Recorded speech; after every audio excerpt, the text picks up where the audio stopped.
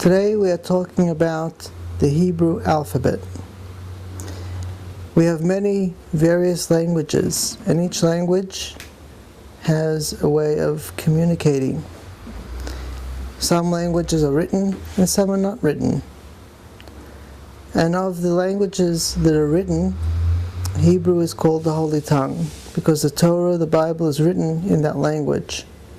What makes it different than other languages? If you take Chinese, for example, then you have symbols that mean words. If you take English, for example, or many other languages, the letters have a sound to them. If you take Hebrew, it's a little bit different. There are 22 letters, and there are 7 letters that only used, 5 letters only used at the end of words. The difference is that in Hebrew, none of the letters have a sound. And that may sound strange, because the letter itself is actually silent and quiet. And the only way it has a sound is if you put certain symbols to it. And those symbols tell you what the movement of it is. If it's A, E, it moves the letter. Also, in Hebrew, the letters do not have a name like in English. A is A, B is B, C is S. The letter is not its name. In order to give a letter its name and the vowels, you have to use a combination of other letters. So the first letter would be Aleph, the second one would be Beis, then Gimel, Daled. So essentially, each letter, in order for it to be something besides a cold letter, it needs other letters in order to refer to it.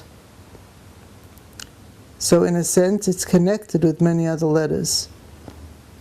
And in this way, all the letters in the Hebrew alphabet are connected, because when you look at a letter, the silent parts of the letter are connections to other letters that actually give it its name, which is the same in life. We on our own, we're just an individual.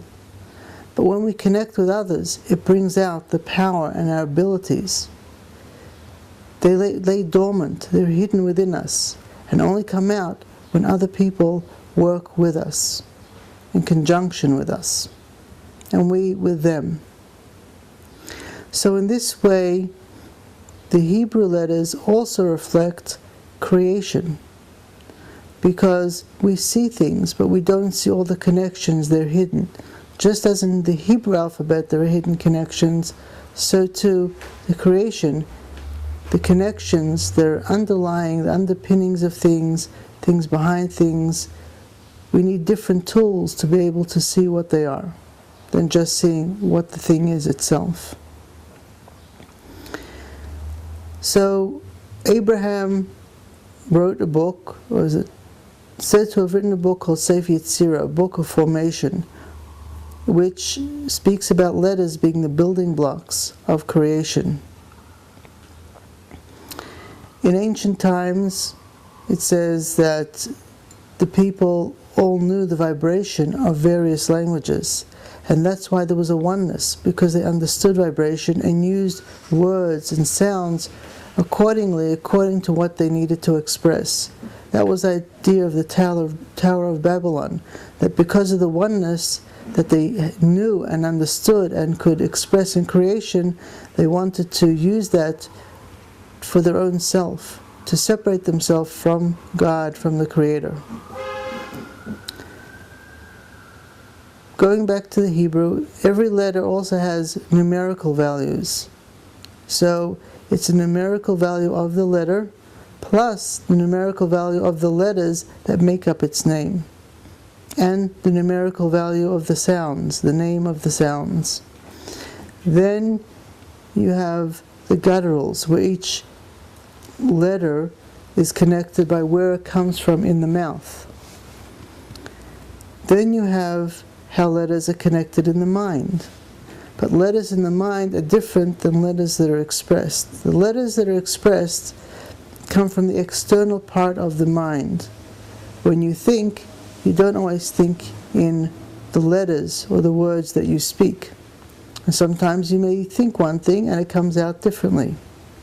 And if you want to communicate with birds, with animals, with fish, it may be in a different form. It has nothing to do with the letters that we speak or that we think. One has to be able to think in a more abstract form, maybe in the form of pictures. That would be sufficient. But it's a different form, and it's a sense and a feeling. And if you listen to those senses and feelings in yourself, you can listen to it within all creation, and then know what the trees, what the plants, what animals are telling you. And there are people that do this nowadays, and there have always been such type of people that not only can talk and communicate with the walls and with the animals and with the fish and birds, but know what they are saying and can say it back to you and translate it into words.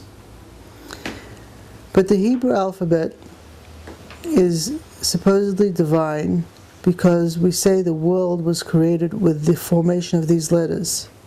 There is another element to these letters, and that is the form and shape of the letters. The form and shape reflects something special. Each form tells you something. For example, the base, or bet, which is the first letter of Genesis. It's closed on three sides and open forward, which means something is coming forward. It's blocked.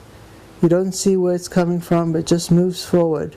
Bias, this letter, with the name of the letter, also means a house. A house is something which something is enclosed in it. So the words have meanings, translations, and they have shapes which also have meanings. So if you want to connect with the words, you have to connect with the flow of the shape of the words, because they tell you more about the words. It's like connecting with a person.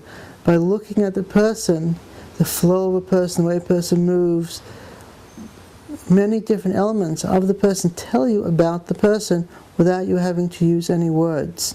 And in fact, if we learned how to communicate, and we know how to communicate, we just have to remember it or become accustomed to it again, to communicate with our eyes, with feelings. There are so many more people we can communicate with, and we can communicate in a deeper way, in a better way, in a healthier way, with everyone, with all creation. The words, while they express something, they also limit things. And so it's very important to learn what's behind words, not just the words themselves. This is something that the Hebrew language is very good in, because every word, every letter has many meanings. The dots, the dashes of each letter have meanings on a variety of levels. Kabbalistically, they refer to different spiritual levels, and learning those levels, one learns other combinations. So, it's called Lashon Ivri also, and Ivri means from Aver, from the other side. It's a language from the other side. Maybe because Abraham came from the other side, he's called of the river.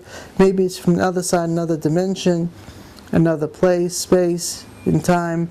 But it's called also Hebrew in English. So it's Lashon Ivri, Lashon HaKodesh, a holy tongue. All these things come together to express the Creator in the way we see it. And depending on our consciousness is how much we can see within each word and through each word. Thank you.